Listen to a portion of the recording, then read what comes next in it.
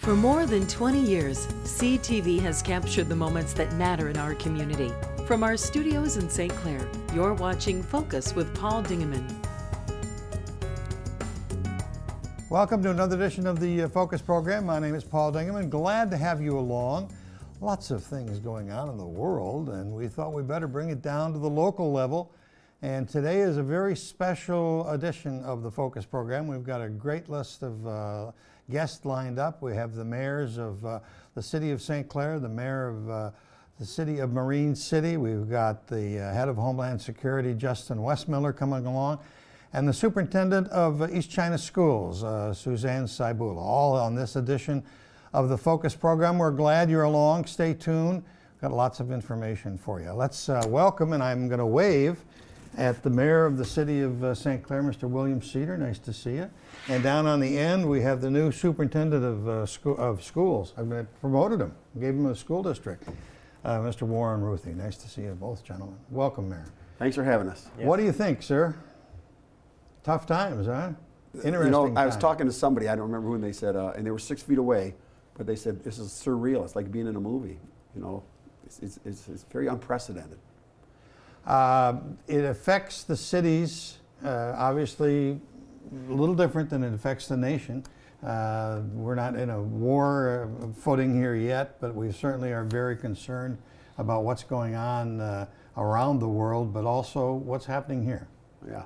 Talk to me about public services, water plants, DPW. Talk to me about the city. What do you guys? Well, City Council has directed our Superintendent, Rothe, to implement procedures to make sure that, number one, safety is the number one issue, and at the same time provide those services. So let me just throw this at Warren real quick here, because he has some notes and some things that the people are going to want to hear. Warren, first let's welcome you to the city. You've been on the city council meetings on CTV a couple months now. Yes, that's correct. correct. You've joined us about 4 or 5 months ago? Yes, October. October. And so we thought we'd throw you right into something big and have a pandemic for you to handle. Tell us what's going to happen. Sure. So in terms of city operations, City Hall is closed to the general public. That's until further notice. Administration is still working. We're available at phone 7:30 to 4:30 every day in normal City Hall hours. The phone number for City Hall is 810-329-7121. For all correspondence with the city, residents and businesses are encouraged to utilize the drop box, which is just outside the front door at City Hall. They can use that for, again, written correspondence, bill payments, permits for building, etc. So that's kind of how things are happening at City Hall right now. All the city recreation programs, the senior van, the Creative Tots preschool, all of that is canceled until further notice. City Council is scheduled to meet next on April 20th. That would be the third Monday. We are not having our normal meeting we normally have on the first Monday of the month. Also, for just the public to know, parks remain open. However, the playgrounds and recreation equipment themselves, those are closed. We encourage people not to use them. But again, the parks are still open for the public to So Gregg use. Park, I could go through Gregg Park. Yes. But the new Imagination Station is closed because of prevention of germs? Yes. Okay. Yes. Yes. And then for utility payments, I know a lot of questions on utility payments. You know, we can use the drop box. Utility payments can be made in the mail. The drop box, they can be done through online payment, and we can even set up a new thing for auto pay, where it's automatically deducted from the individual's checking account. Unlike if you pay with a credit card online, if you sign up for auto pay, there is no additional fee added onto the bill. So those are a few ways that residents can continue to make those bill payments, which is one of something I've heard lots about this past week. Lots of people want to volunteer. City Clerk Annette Sturdy was talking to you before we started this. Talk to me about what she's got going. Well, you know, we live in a great country, in a great city and state, and people, particularly when there's trouble, they want to help somebody. And we have a list of volunteers, and call City Hall, the number that Warren gave, 329-7121. If you need anything, we can contact, get you in touch with, and get a volunteer to help you do whatever needs to be done. And the number that was used for the van is also as for this volunteer line. which is 329-3030. 3030, yes. And that one will get you for some help. Yeah, and Neiman's is doing delivery. So if you don't want to go out, you want to just have your groceries delivered, call Neiman's. I talked to Kathy and Brian. They're all in. One of the things I've got to say about Neiman's was really cool. I saw it on Facebook. Was that he said if you're a restaurant worker in the municipality or in the area and you've temporarily lost your job, come on in, I'll hire you. He said, I need people to stock shelves, et cetera, et cetera. So when one door closes, they say another one opens. Amazing. Yeah. Amazing stuff. People can be very, very amazing. Right. Yeah. So if I may real quick, the volunteer program that Mayor Cedar spoke of, we're doing that for senior citizens, because we shut our senior van down, so we're trying to limit the requests for service, requests for help to senior citizens. Yes. Okay, that's fair. Yes. That's very fair. And then we have a list of people who have decided, yes, I'm going to be a volunteer. And so if the city does get calls, we are essentially just connecting the volunteer with the person asking for assistance. That's the city's only role in the process, is just facilitating that contact information. Okay.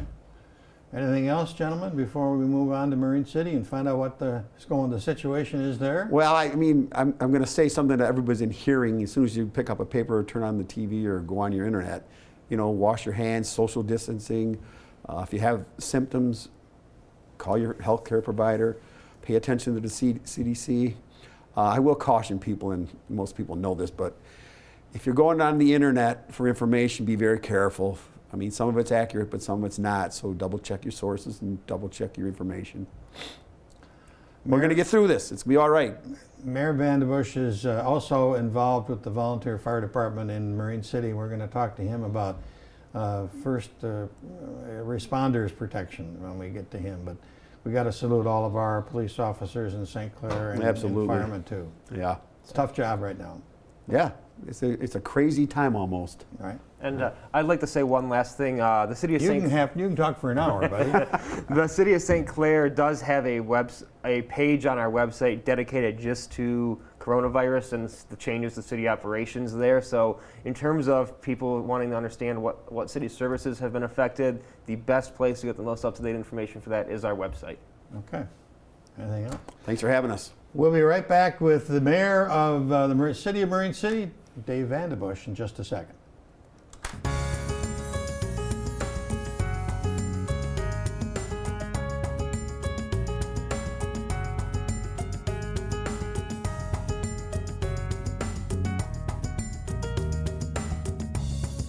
Welcome back, and joining us now is the aforementioned mayor of the city of Marine City, Dave Vandenbossche.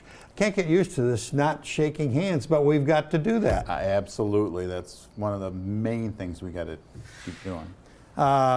We just had the mayor of the city of St. Clair and the city manager on, and they gave us a few pointers, but what's happening in Marine City? Well, all of our city services are still online, but with some definite differences. I mean, we've got the offices closed, but we are allowing Dropbox and online payments, as before mentioned, but we also, our DPW is still working, but we're trying to avoid any personal contact. They actually have their own vehicles separate so that they can keep them sanitized. Wonderful. So it's different things like that, and we've got some major changes to the emergency services in the community. Tell me about those. Well, your first responders may talk to you on the front porch first. They're actually going to do a pre-interview. Okay. Both dispatch is going to ask 3 questions. Have you been out of the area? Have you had a persistent cough? Have you had a fever? And those same questions are going to be asked to you again when both our police, fire, and EMS arrive. Wow. And to even Good idea. Well, to safeguard our citizens, we're also, because we may be the infector and not necessarily the infectee. Right. So what we're going to do is try and limit the contact, but still give you as much services as you need.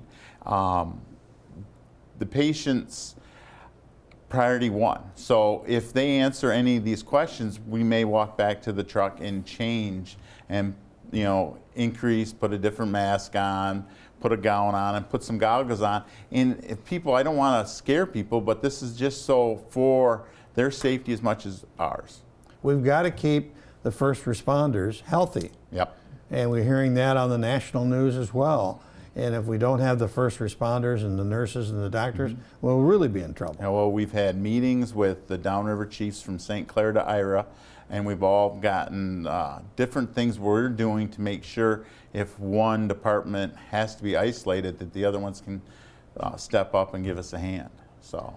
Pretty wild stuff we're going through, but as we all know, we'll get through it. Absolutely. And it's also interesting to see that people are starting to respond to their neighbors. Oh, in our community, they do so well for everything positive, and now they took another step to me.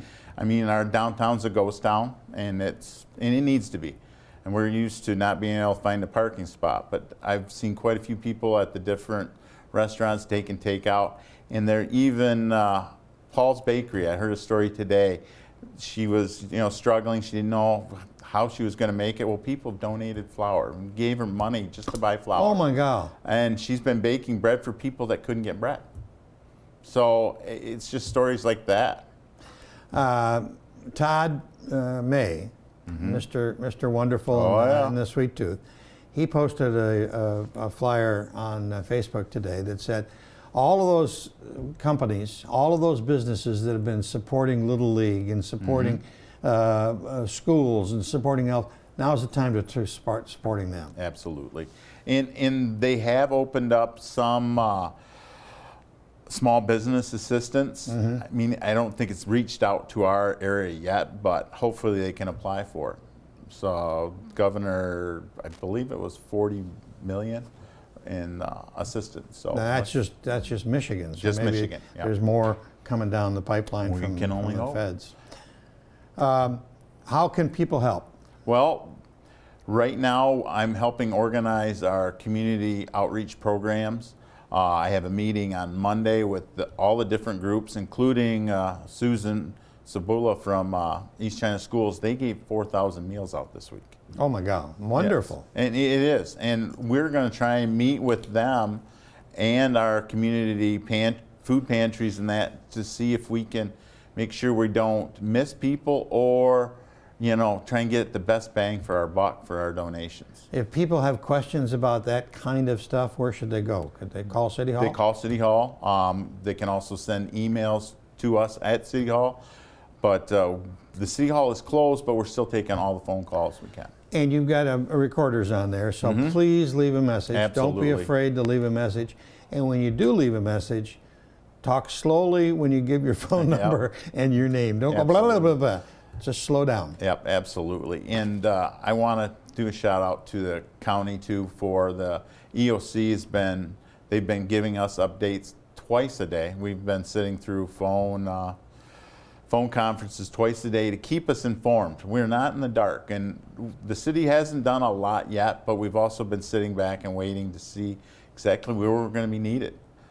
We didn't want to act too soon, but we're starting to ramp things up. I sat through a community meeting with Elginak and Clay, and they were putting things together already on Monday. So it's time for us to get our proverbial poop in a group. Well, this form is available for you. These shows will be up on the web, and they'll be on Facebook, and they'll be everywhere. So please keep us in the loop, and we'll have you back as many times as you need to be. That's great. Or any of your department heads. So, so your DPW, the services, everything else running. Yes, it is. But you're not going to see the people face to face. Only if they have to get into your home, and they're going to take certain precautions. If they have to go in your home, say you've got a water issue or a sewer issue, they're still working, but we're going to try and limit their contact for their protection and yours. Okay. And then we also,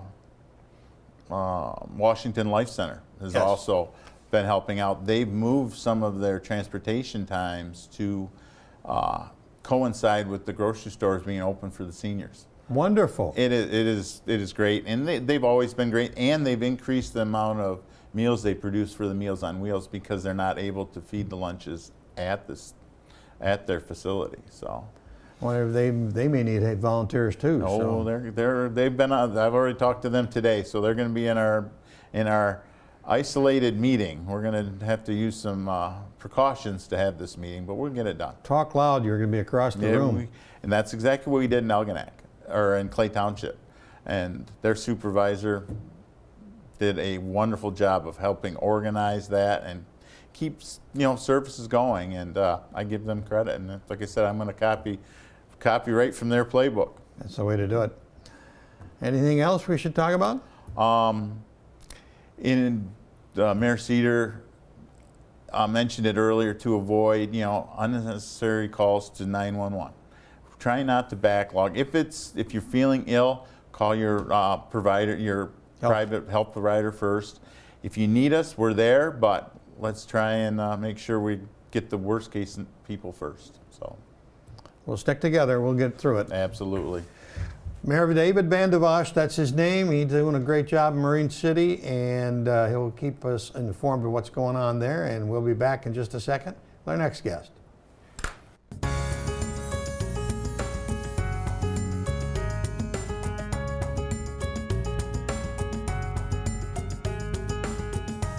Well, welcome back, and on the telephone line with us now we have the Superintendent of East China School District, Suzanne Cybulla. Welcome, Suzanne. Nice to talk to you. Thank you for having me. We are certainly going through a dynamic, interesting time for schools all over the country, as well as the East China School District. Bring us up to date where you're at and where you're planning and just what's happening. Sure. A week ago today, actually Thursday evening, we were notified last week of the mandated school closure through April 5th. So we were open last Friday and did an outstanding job.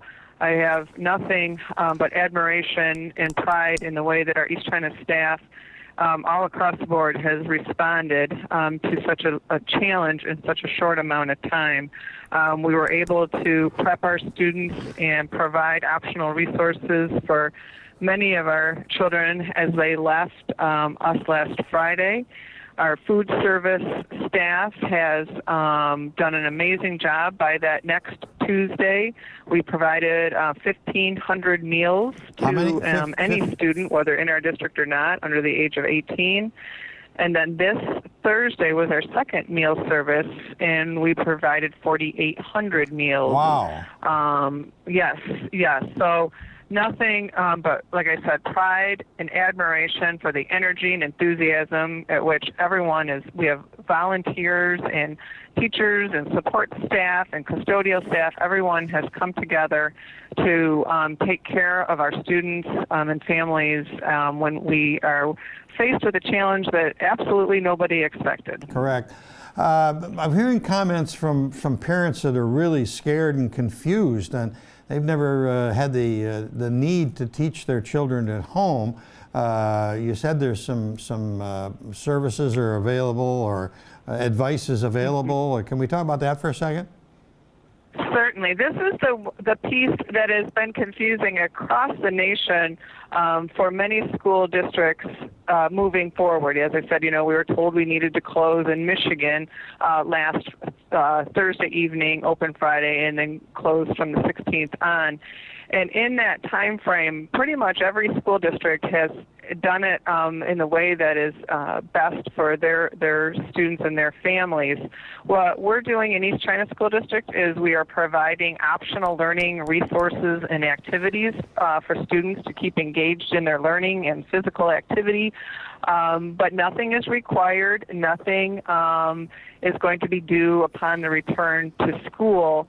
And that's due to many factors. The first being that this is a challenging time for our families, and to just be able to replicate what we do in the classroom with our qualified, certified staff in a home environment just isn't practical. The other pieces is accessibility. We don't have, not all of our students have computers or access to the internet to be able to get to those resources, and providing supports for all of our students is not possible in our current situation. So we are, like I said, providing optional resources and lots of good ones. As a matter of fact, this afternoon, we're just in the process of it. That's what we're working on right now, is on our Facebook page, on the East China District Facebook page, we will have a link that will take you to resources for every grade level, K through 12. And some of them are really neat. There's, like, not just in our community, but other communities that have stepped up, and there's tours of museums, virtual tours of wonderful. museums, and lots of neat things that our kids can do during this downtime, but nothing is required. And that was just put out in a memo by the Michigan Department of Education that any online learning that occurs during this time will not be counted towards instructional hours. So that supports the direction that we've taken in East China. So the best place to find these kinds of sources is the East China School District Facebook page, or should we go to your web page? Web page. We will post it on our web page or on the Facebook page, and this afternoon, probably about 4 or 5 o'clock this afternoon, I will have a memo out to all our families with the link to that page. It is in process right now and should be done within the next couple of hours. I think that's an important step, and I think that will encourage a lot of people, probably a lot of parents who are pretty frustrated to see what exactly it takes to be a teacher. Yes, it is, and that's what in our newsletter this week we're putting out a little memo about it's okay. You're not expected to know, everything that it takes to homeschool a student. It's okay if things don't get done exactly perfect right now. The most important thing is to support our students, support our families, help us get through this challenge together. And if there's time and there's willingness to do some of these activities, that's the resources on those pages will help guide you through some activities when students are ready. It's okay right now to not feel like you have to do everything at once. So as far as the food goes, that's going to continue, right? The food service? That's correct. Yep, that's correct. So this week coming up, the food service from 11 a.m. until 1 p.m. At the 3 locations, St. Clair High School, Marine City High School, and Gearing Elementary, will occur on Monday and Thursday. Okay. And that is the same for the next week as well. And you said you did over 4,000 or 5,000 meals this last week?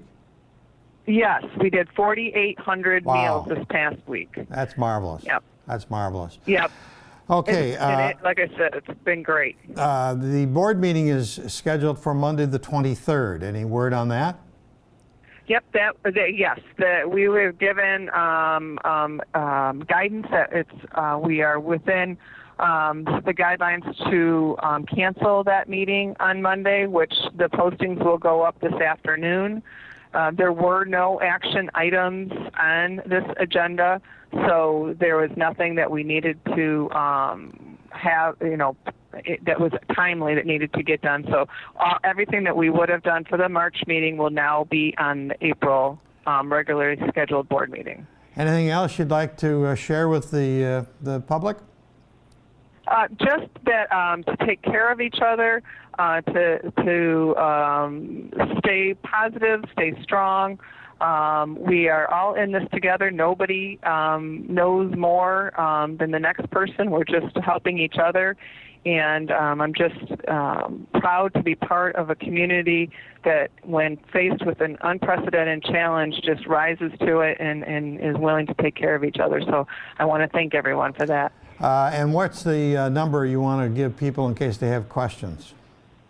Sure. They can reach us at, let's see, the best number would be mine, and I'm going to give that out as 810-676-1017, or we have a link on our webpage. If you want to send an email, that will go directly to me, and I can route that to the best person to answer the question. Well, I know you're extremely busy during this time getting all everything coordinated. We thank you for that. Yeah. And we want to see the community continue to support the East China School District. So thanks for your time. Well, thank you very much for having me, and take care. Thank you. We'll be back with our next guest in just a second.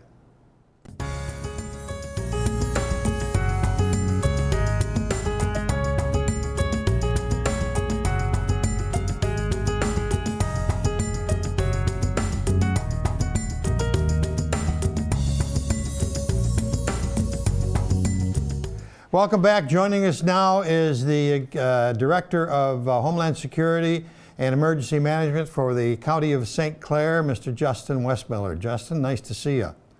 Thank you, sir. What you are running 12 hours a day, 14 hours a day, 14 hours a minute.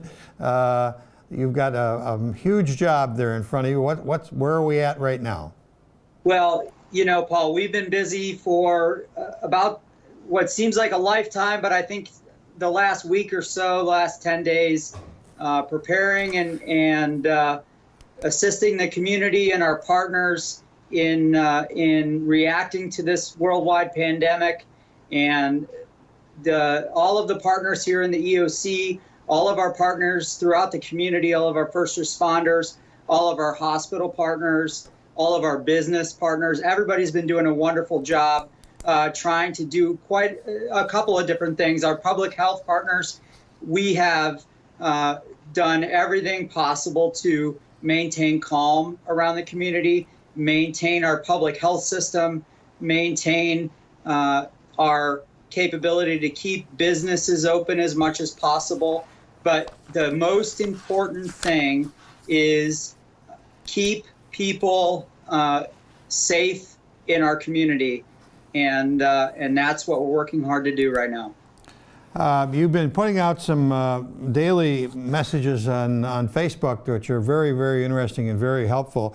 One of the ones you had, if you have a fever, body aches, cough, self-isolate and rest. If you experience difficult breathing, contact your doctor, etc. That's important information.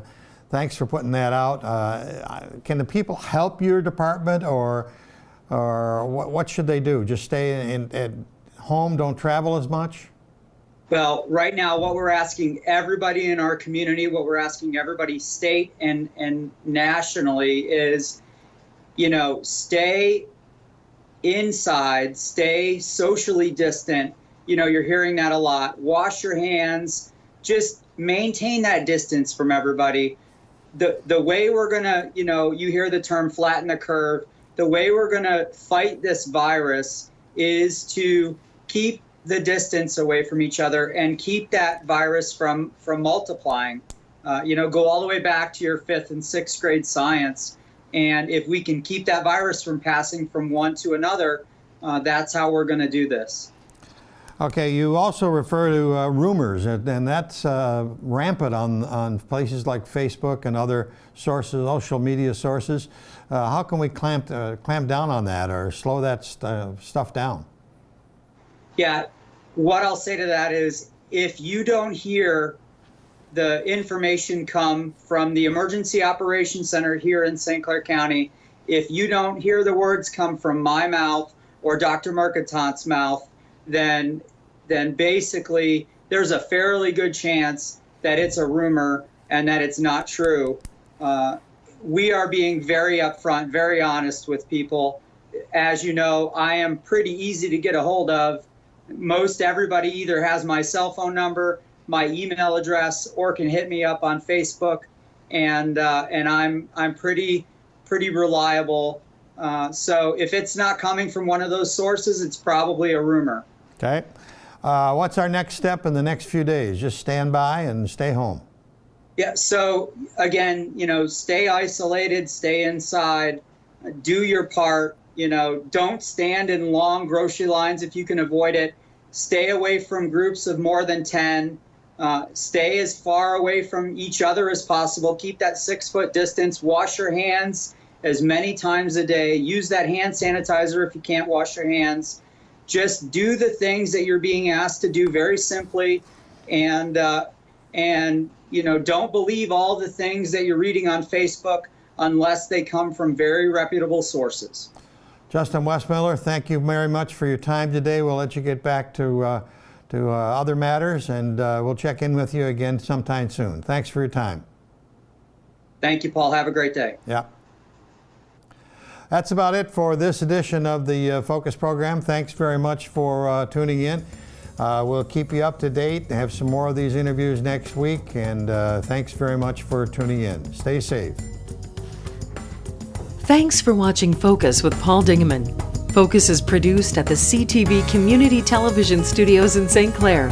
For over 20 years, CTV has captured the moments that matter to our community.